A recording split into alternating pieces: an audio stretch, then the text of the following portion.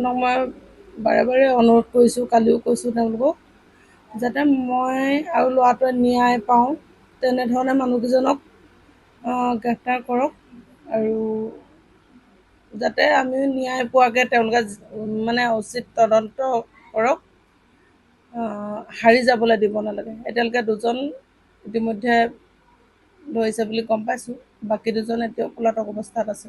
ৰফিক আহমেদ আৰু এনি ভাৰতৰ পৰিস্মিতা ফুকন আৰু ৰঞ্জিত বৰগোহাঁই ভিডিঅ' আৰু আছে আপোনাৰ RTIৰ দুলাল বৰা।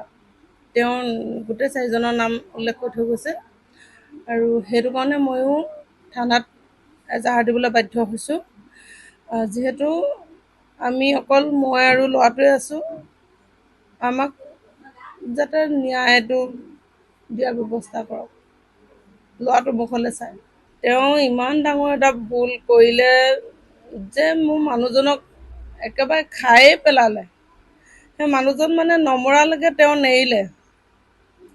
আৰু তেনেকুৱা যদি সাংবাদিক হয়, অকল মোৰ ঘৰখনে নহয়, বেলেগৰ ঘৰখনো আজি মই যেনেকৈ ল'ৰাটো লৈ আছোঁ, উকা কপালত বেলেগৰ এখন ঘৰো সেই তেনেকৈ থাকিব লাগিব, তেওঁ যদি আমাৰ ইয়াত নিউজ লাভে কৰি থাকে।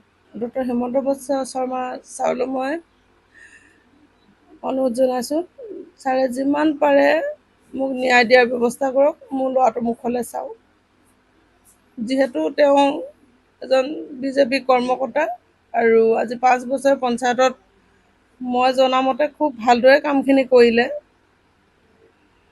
এতিয়া অন্ততঃ ন্যায়টো পালে আমাৰো ভাল লাগিব। ল'ৰাটো মুখলৈ অন্ততঃ চাই ন্যায়টো ভালকৈ হ'ব লাগে, আমি উচিত তদন্ত পাব লাগে।